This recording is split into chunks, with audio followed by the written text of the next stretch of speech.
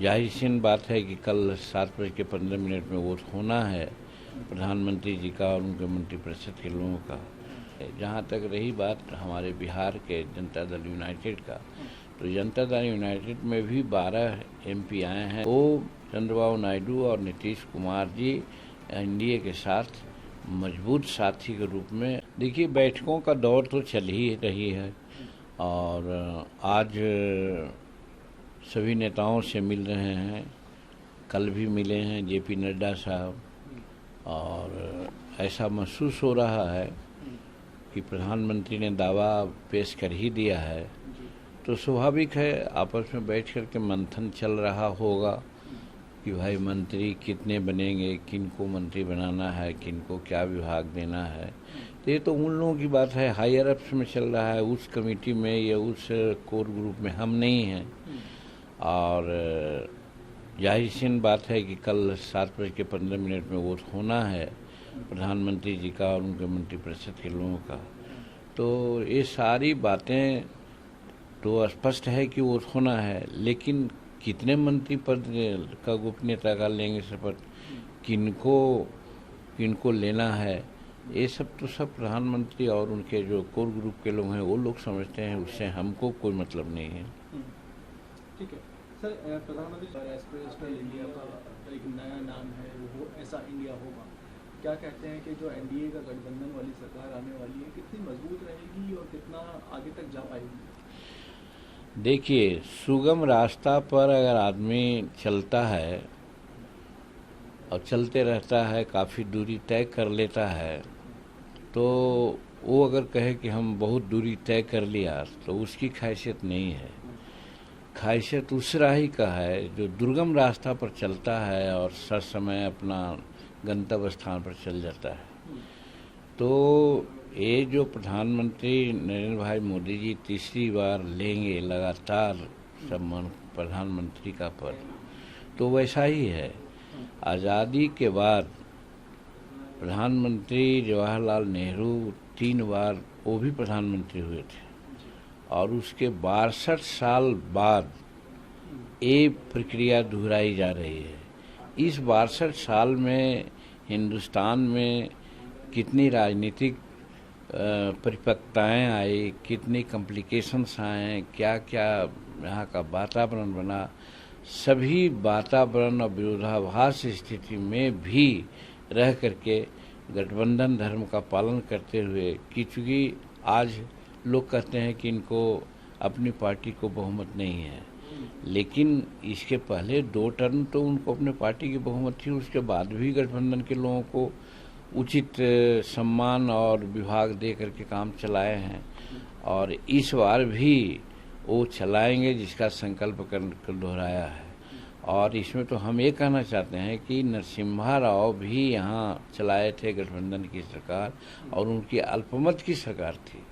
आज इनकी अल्पमत की सरकार नहीं है, अब तो ये 302 या 303 के आंकड़ा पर पहुंच गए हैं, तो इनकी तो बहुमत की सरकार है।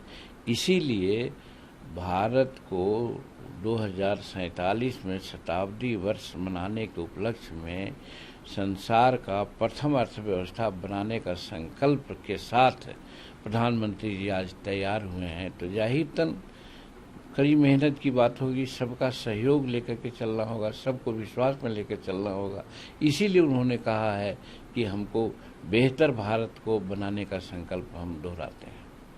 सर, इस बार जो स्पष्ट जेडीयू पर स्पष्ट निर्भरता है सरकार की, तो क्या आने वाले समय में मानकर चलें कि इन दोनों दलों का दबाव सरकार पर रहेगा? मैं नहीं समझता हूँ। जहाँ तक चंद्रबाबू नायडू का सवाल है, बहुत खुले दिल से वो मिल रहे हैं, हमारी भी बातें हुई है, होती रही है, तो चंद्रबाबू नायडू की तरफ से किसी प्रकार की बात नहीं आने वाली है। जहाँ तक रही बात हमारे बिहार के जनता दल यूनाइटेड का, तो जनता दल यूनाइटेड में भी 12 एमपी आए हैं और उसका नेता माननीय नीतीश कुमार जी हैं। माननीय नीतीश कुमार भी आज नहीं, जब चुनाव में भी थे तो हर जगह ये दोहराते थे कि हम एनडीए के साथ हैं, एनडीए के साथ रहेंगे, कहीं इधर उधर हम लोग नहीं जाएंगे। कल भी उन्होंने यही भाषण दिया, तो अपने बात को वो लोग बार बार दोहरा रहे हैं, तो फिर इस पर अविश्वास का कहाँ सवाल बनता है। वो चंद्रबाबू नायडू और नीतीश कुमार जी एनडीए के साथ मजबूत साथी के रूप में, और कहिए कि एनडीए के कर्णधार के रूप में दोनों रहेंगे नरेंद्र भाई मोदी के नेतृत्व में। और हमारा एनडीए अगला 5 साल तक बहुत अच्छा से चलेगा और बहुत नायाब तरीके से भारत का विकास करेगा, ताकि भारत जो आज 5वीं अर्थव्यवस्था में है, इस 5 वर्ष में कम से कम तीसरी अर्थव्यवस्था में संसार का भारत हो जाएगा। इस संकल्प के साथ लोग चल रहे हैं।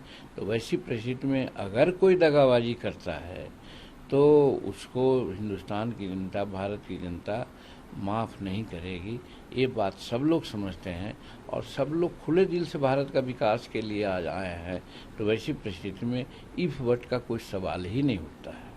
सर, इस बार देखा जाए तो कांग्रेस तो विपक्ष में एक मजबूत होगा और आज CWC की बैठक होने वाली है, तो आपको क्या लगता है कि विपक्ष कितना मजबूत रहेगा और सरकार के कामकाज पर कितनी पकड़ उसकी? देखिए, विपक्ष के बारे में उनकी मीटिंग होगी, मीटिंग करेंगे, इसके बारे में हमको कुछ नहीं कहना है। लेकिन हमारे समझ से और चुनाव में भी हम लोगों ने देखा कि विपक्ष एक तरह से दिशा विहीन विपक्ष है। उनकी कोई दिशा नहीं थी। वो सिर्फ और सिर्फ भ्रामक बातों को फैला करके जनता में भ्रम फैलाने का काम किया, जिसमें कहीं कहीं सफलता भी मिली है। और जैसे देखा जाए संविधान खतरे में है, आरक्षण खतरे में है, ये बात कह करके आम जनता को बरगलाने का प्रयास किया। तो इस संबंध में मैं कहना चाहता हूँ कि ये कांग्रेस की बात या विपक्षी की बात जो कह के बरगलाए, ये तो एकदम ठोठी दलील है, थेथरोलॉजी इसको हम कर सकते हैं।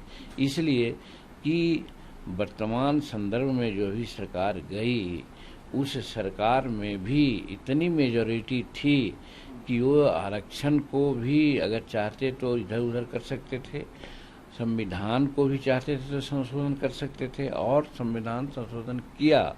जैसे 370 कानून को उन्होंने रद्द किया संविधान संशोधन करके, तो उनको तो फिल मैजॉरिटी थी, पावर थी, सारी बात तो करना था तो उस समय भी करते। फिर आगे संविधान का खतरा और आरक्षण का खतरा का बात करना तो बेतुकी है, तर्कहीन है। लेकिन इसी तर्क को लेकर के लोग आगे बढ़े। मैं समझता हूँ कि भारत की जनता जो थोड़ा सा बहुत चालाक हो चुके हैं अभी राजनीतिक दृष्टिकोण से, उनको भरमाने का कोशिश किया। हो सकता है कहीं कहीं कुछ भ्रम में आकर के ही आज कांग्रेस को इस तरह से, हम नहीं कहते हैं कि कोई भारी सफलता उनको मिली है।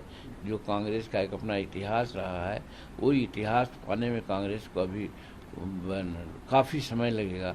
इसलिए कांग्रेस दिशा विहीन था, उसकी कोई नीति नहीं थी और फिर उसका कोई नेता नहीं है। विपक्ष का कौन नेता है? सब लोग अपना अपना, सिर्फ प्राइम मिनिस्टर कौन होगा इसके लिए वो लोग लड़ रहे थे। तो नेता विहीन भी था, नीति विहीन भी है, और इधर सशक्त नेतृत्व था, सशक्त गठबंधन था, और भारत को आगे बढ़ाने का संकल्प था। और दोहराया संकल्प को कि 11वां पोजीशन से भारत की अर्थव्यवस्था को 5वां अर्थव्यवस्था में ला दिया, और इस रिजिम में 5वां अर्थव्यवस्था से तीसरी अर्थव्यवस्था में लाने का संकल्प है। तो एक तरफ ये मुद्दा है और दूसरी तरफ उनका कोई मुद्दा नहीं, सिर्फ और सिर्फ गद्दी प्राप्त करना है। तो उनको सफलता कैसे मिलेगी? और वो सफलता जो मिली है, इसको हम सफलता नहीं कर सकते। देखिए सर, कांग्रेस के कई नेता जो है, भूपेश बघेल जी ने कहा है कि देश आने वाले समय में मध्यावधि चुनाव देख सकता है। कितना दम मान रहे हैं सर? देखिए, ये सब तो उन लोगों का अपना स्पेकुलेशंस है। वो दिन में तारे देख रहे हैं, दिवा स्वप्न देख रहे हैं, और हर विपक्षी लोग तो यही न कहेगा। जिस दिन से सत्ता में लोग आते हैं, दूसरे दिन से उन लोग कहने लगते हैं कि सरकार गई गई जाएगी। तो यही तर्क पर वो कर रहे हैं। लेकिन सच्चाई यही है कि सरकार नरेंद्र मोदी जी के नेतृत्व में पूर्व से ज़्यादा मजबूती के साथ, क्योंकि बहुत बड़ा दृढ़ संकल्प के साथ उतरी है, जो कल भाषण में आपने सुना होगा नरेंद्र मोदी जी का।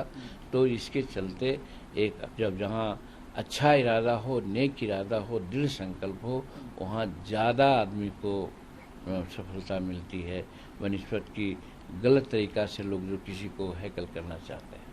सर, एक बड़ा दुखद एक घटना रंगी में थप्पड़ मार दिया, उसके बाद हरसिमरत कौर जी का एक बयान आया है।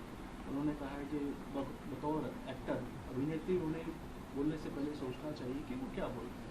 ये उन अन्य राजनेताओं और अन्य सेलिब्रिटी पे भी लागू होता है। उन्होंने कहा कि अगर उनकी ऐसी बातें होंगी तो उस पर रिएक्शन नहीं होगा। आप क्या देखिए, इस संबंध में हमने बहुत ज़्यादा अध्ययन नहीं किया है और नहीं देखा, इसलिए इस पर हम बहुत कुछ नहीं कहना चाहेंगे। अच्छा सर, अंतिम सवाल सर, नीतीश जी को आप आने वाली सरकार में किस रूप में देख रहे हैं? नीतीश जी महान नेता हैं, बिहार के नायक बन करके उभरे हैं। जिस रूप में भी सेवा नरेंद्र मोदी जी उनकी लेंगे उस रूप में वो देंगे, हर तरह से सक्षम हैं और हम उनके उस उत्तम भविष्य की कामना करते हैं। सर अभी कुछ तय हो पाया है क्या पोर्टफोलियो? अब ऐसे सब कुछ नहीं, ये सब हाइपोथेटिकल बात के क्वेश्चन का जवाब हम नहीं देंगे।